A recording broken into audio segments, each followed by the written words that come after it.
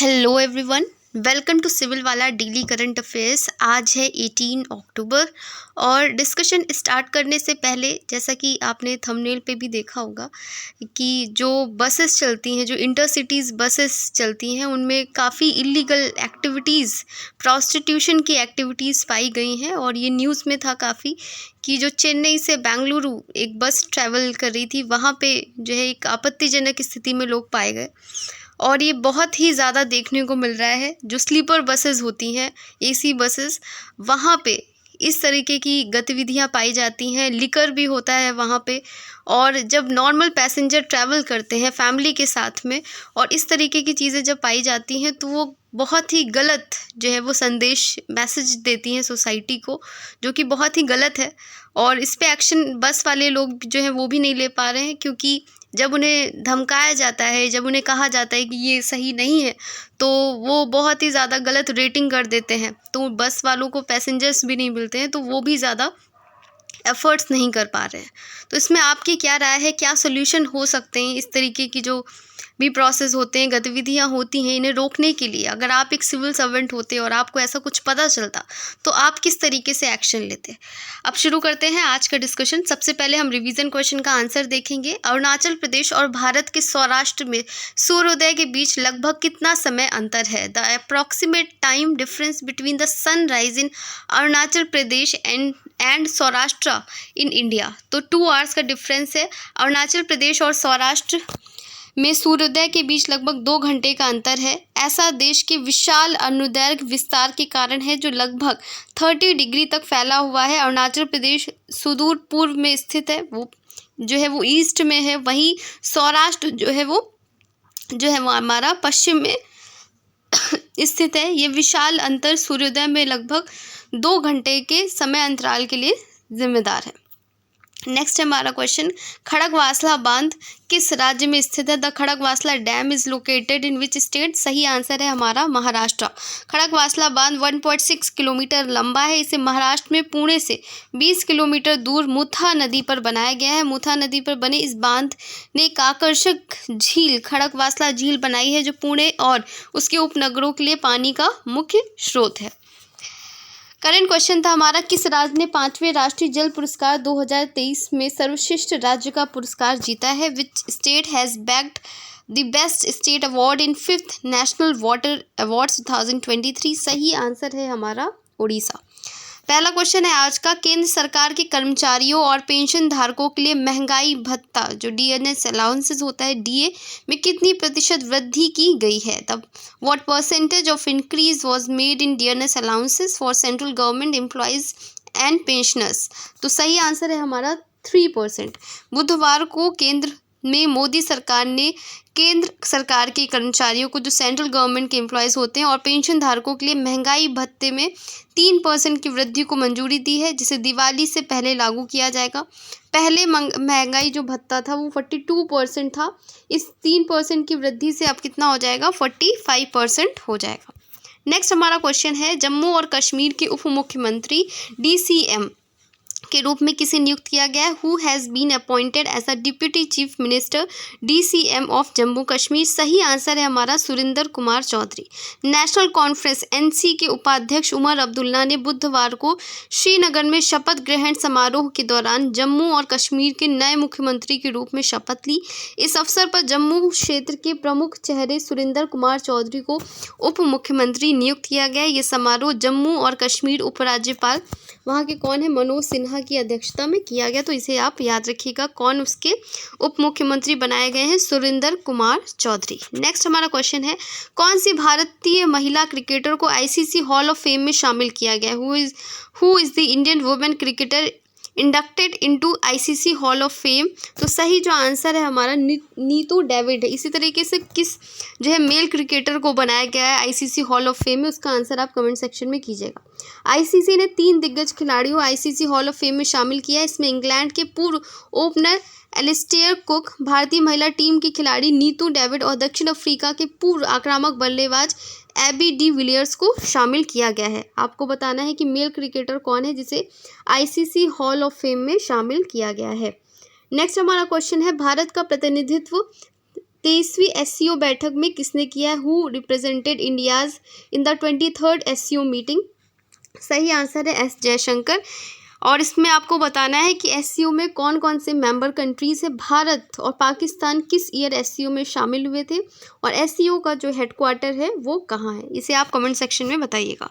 भारत का प्रतिनिधित्व विदेश मंत्री एस जयशंकर ने 16 अक्टूबर 2024 को इस्लामाबाद में आयोजित 23वें SCO प्रमुखों की सरकार में बैठक में किया। इस बैठक की अध्यक्षता पाकिस्तान के प्रधानमंत्री शहबाज शरीफ ने की, जिसमें चीन, रूस, ईरान और मध्य एशियाई देशों के नेता शामिल हुए। SCO की जो स्थापना है वो 2001 में क्षेत्रीय सहयोग और स्थिरता बढ़ाने के लिए की गई थी। तो जो मैंने आपसे पूछा है उसका आंसर आप कमेंट सेक्शन में करेंगे। नेक्स्ट हमारा क्वेश्चन है NSTI के विस्तार केंद्र का उद्घाटन विशाखापत्तनम में किसने किया? Who inaugurated the extension centre of NSTI इन विशाखापत्तनम? सही आंसर है हमारा जयंत चौधरी। 16 अक्टूबर 2024 को केंद्रीय राज्य मंत्री जयंत चौधरी ने विशाखापत्तनम में आंध्र मेडिकल टेक जोन परिसर में नेशनल स्किल ट्रेनिंग इंस्टीट्यूट के विस्तार केंद्र का उद्घाटन किया। यह केंद्र शिल्प प्रशिक्षण योजना के तहत कंप्यूटर सॉफ्टवेयर एप्लीकेशन में प्रशिक्षण प्रदान करेगा। 2024-25 शैक्षणिक सत्र से यह डिजिटल कौशल केंद्र में प्रशिक्षकों को प्रशिक्षण दिया जाएगा। तो आपको मेन याद रखना है कि इसकी स्थापना जो है वो किसने की थी? जयंत चौधरी ने की थी। नेक्स्ट हमारा क्वेश्चन है केंद्रीय स्वास्थ्य और परिवार कल्याण मंत्री जगत प्रकाश नड्डा ने ड्रग रेगुलेटरी अथॉरिटी के किस संस्करण का उद्घाटन किया है? तो JP नड्डा ने 19वें अंतर्राष्ट्रीय ड्रग रेगुलेटरी अथॉरिटी सम्मेलन का उद्घाटन किया है। नेक्स्ट हमारा क्वेश्चन है कौशल विकास और उद्यमिता मंत्रालय ने मेटा के साथ साझेदारी में वर्चुअल रियलिटी और मिक्स्ड रियलिटी के 5 उत्कृष्टता केंद्र स्थापित किए। उन शहरों में से कौन इनमें शामिल नहीं है? तो आपको बताना है कौशल विकास और उद्यमिता मंत्रालय ने मेटा के साथ साझेदारी में 2 प्रमुख पहलों का शुभारंभ किया है। ये शायद इसमें कुछ मिस है, मैं इसको PDF में ऐड करा दूंगी। नेक्स्ट क्वेश्चन हमारा भारतीय रेलवे वित्त निगम के MD और CEO के रूप में किसे नियुक्त किया गया है? Who has been appointed as the MD and CEO of the public sector undertakings Indian Railway Financial Corporation IRFC? तो मनोज कुमार दुबे को अपॉइंट किया गया है CEO and MD of IRFC। अगर रीसेंट अपॉइंटमेंट हम देखें तो चेयरमैन ऑफ टाटा ट्रस्ट कौन बने हैं? नोएल टाटा बने हैं, जिन्होंने रतन टाटा को रिप्लेस किया है। CEO of government market place GeM portal के L सत्य श्रीनिवास को बनाया गया है। MD of Nestle India limited के मनीष तिवारी हैं। और president of advertising agencies association of India AAAI के बनाए गए हैं प्रशांत कुमार। और head of BCCI anti corruption unit के बनाए गए हैं शरद कुमार, जिन्होंने KK मिश्रा को रिप्लेस किया है। नेक्स्ट हमारा क्वेश्चन है हर साल ग्रामीण महिलाओं का अंतर्राष्ट्रीय दिवस किस दिन मनाया जाता है? International day of rural women is observed every year on which day? सही आंसर है हमारा 15 अक्टूबर को मनाया जाता है। यह दिन ग्रामीण महिलाओं के खाद्य प्रणालियों, कृषि उत्पादन और पर्यावरण में महत्वपूर्ण योगदान को मान्यता देता है। अगर हम थीम देखेंगे तो rural women, sustainable nature for our collective future, building climate resilience, conserving biodiversity and caring for land forward toward gender equality and empowerment. ग्रामीण महिलाएं हमारे सामूहिक भविष्य के लिए प्रकृति को बनाए रखना, जलवायु लचीलापन, जैव विविधता का संरक्षण, भूमि की देखभाल की दिशा में लैंगिक समानता और सशक्तिकरण। नेक्स्ट हमारा क्वेश्चन है और आज का लास्ट जो है क्वेश्चन भी है, आपदा जोखिम में कमी का अंतर्राष्ट्रीय दिवस हर साल किस दिन मनाया जाता है? 2024 में इसकी थीम क्या थी? तो एक लचीले भविष्य के लिए अगली पीढ़ी को सशक्त बनाना। और आपदा जोखिम दिवस कब मनाया जाता है? 13 अक्टूबर को। फिर है क्वेश्चन इंद्रनंद सिंह झा का हाल ही में 78वें वर्ष की आयु में निधन हो गया। वे कौन थे? Indranand Singh Jha passed away recently at the age of 78। Who was he? तो ये आकाशवाणी दरभंगा के पूर्ण रेडियो उद्घोषक थे, जिनका अभी निधन हुआ है। आपसे पूछ सकते हैं कि वो किस चीज़ से रिलेटेड थे। अब आज का टेस्ट क्वेश्चन देख लेते हैं। हर साल ग्रामीण महिलाओं का अंतर्राष्ट्रीय दिवस किस दिन मनाया जाता है? आप उस दिन का डेट भी लिखेंगे, साथ ही साथ इसकी थीम भी लिखेंगे, और जो भी क्वेश्चंस मैंने पूछे हैं वो भी आप आंसर करेंगे कमेंट सेक्शन में। अब जैसा कि कल आपने देखा था कि UP PCS का नोटिस आ गया है और ये बताया गया है उसमें कि 27 अक्टूबर को एग्ज़ाम हमारा नहीं होगा और दिसंबर मिड में एग्ज़ाम होने की पॉसिबिलिटी है, ऐसा नोटिस में लिखा हुआ है।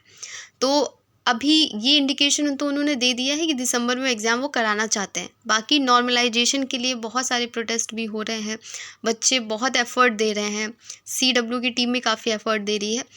तो उसका रिज़ल्ट क्या आएगा अभी हमें नहीं पता है। शायद 18 को मीटिंग है, उसके बाद में चीज़ें क्लियर हो जाएंगी। तो कल का दिन काफ़ी जो है वो रहेगा क्रूशियल, मतलब 19 को हम लोग बहुत ही सही तरीके से जान पाएंगे कि एग्जैक्टली क्या होना है। और फिर इसी तरीके से आप अपनी पढ़ाई करिए, दिसंबर मान के ही एग्ज़ाम की प्रिपरेशन करिए, क्योंकि आप जितना ज़्यादा प्रोक्रेस्टिनेट करेंगे, डिले करेंगे, उतनी ही आपकी जो पढ़ाई है वो हैम्पर होगी। तो आज का डिस्कशन यहीं तक था, कल मिलते हैं एक नए डिस्कशन के साथ में। और अपना ख्याल रखिए, अपनी पढ़ाई करते रहिए, हेल्थ का बहुत ख्याल रखिए, अपनी जो मेंटल हेल्थ है उसका भी ख्याल रखिए, क्योंकि वो अगर सही नहीं होगी तो आपकी भली बॉडी भी कितनी सही हो, अगर आप मेंटली आप डिस्टर्ब हैं, परेशान हैं, तो कहीं ना कहीं उसका इम्पैक्ट आपको अपनी पढ़ाई में भी दिखेगा। धन्यवाद।